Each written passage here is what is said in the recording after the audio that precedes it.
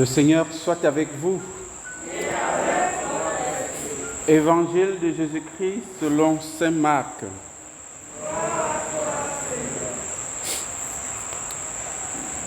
En ce temps-là, Jésus quitta le territoire de Tyr.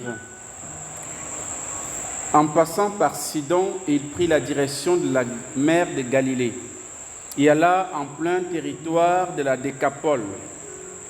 Des gens lui amènent un sourd qui avait aussi de la difficulté à parler. Et il supplie Jésus de poser la main sur lui. Jésus l'amena à l'écart, loin de la foule, lui mit les doigts dans les oreilles et, avec sa salive, lui toucha la langue.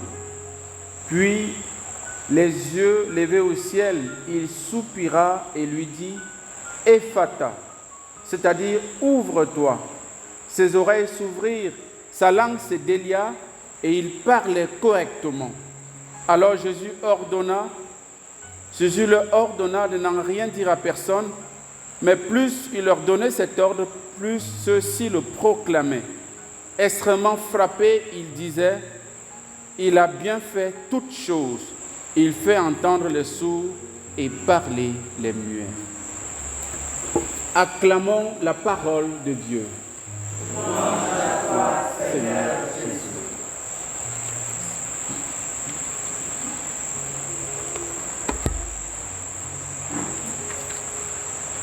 Frères et sœurs, depuis lundi, nous avons commencé la lecture suivie du livre de la Genèse, qui est un livre vraiment très, très riche, surtout dans ses premiers chapitres, et qui nous raconte l'avènement du monde. Aujourd'hui, nous avons la page de la tentation, l'épisode de la chute de nos premiers parents, et il nous est présenté au début du chapitre 3. On commence en disant « Le serpent était le plus rusé de tous les animaux des champs que le Seigneur Dieu avait fait. » Vous comprenez que ce n'est pas le serpent, en tant que ce que nous connaissons, qui a parlé à la femme et l'a conduit à la chute. C'est une sorte de parabole pour nous parler du démon, évidemment, qui, ici, a l'image du serpent. Et vous êtes rendu compte que le démon, comme disait Jésus dans Jean chapitre 8, verset 44, je crois, le démon est menteur depuis le commencement. Et la parole, quand il s'adresse à la femme, et c'est la première parole du démon dans la Bible, c'est du mensonge. Il commence par dire « Vous ne mangerez d'aucun arbre du fruit du jardin ». Il connaît la vérité. Il sait ce que Dieu a dit à Adam. Il sait très bien. Mais il fait exprès de mentir, de tourner les choses à son avantage, puisqu'il est menteur depuis le commencement. C'est ce qu'il est. Il est corrompu. Et donc, il ne peut pas s'empêcher de mentir. Donc, vous ne mangerez d'aucun arbre. Autrement dit, il grossit le mensonge. Et pourtant, nous avons écouté, je crois hier ou avant-hier, Dieu donnait à manger. Dieu a dit à Adam, tu mangeras de tous les fruits des arbres du jardin. Dieu a commencé par dire ça, par affirmer ce que l'homme doit faire. Tu as le droit de manger les fruits du arbre, n'est-ce pas, des arbres du jardin, sauf un. Sauf un.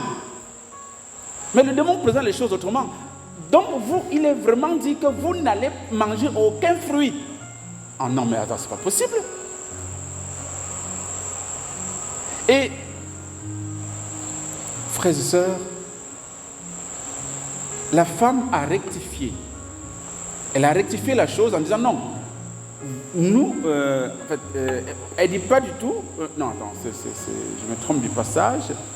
Nous mangeons les fruits des arbres du jardin.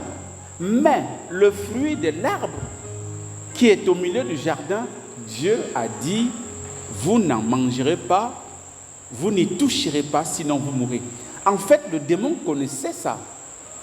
Mais il a grossi le truc pour qu'elle puisse, dans sa réponse, ressortir l'exception. Et c'est là, c'est la brèche qu'il attendait.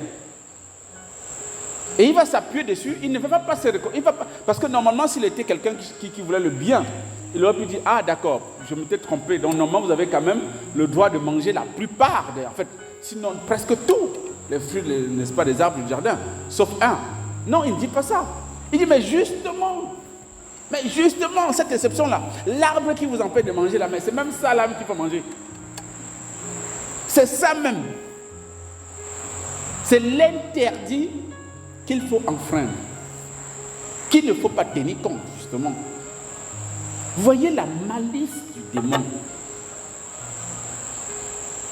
Et malheureusement, notre maman, celle qui est la mère de l'humanité,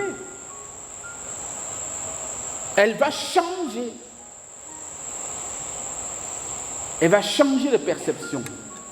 Dès lors, parce que le démon va lui dire, non, mais en fait, le Seigneur sait que le jour où vous en mangerez, vous serez comme lui. Mais il sait. En fait, l'enjeu ici, c'est quoi, frères et sœurs? L'enjeu, c'est la liberté.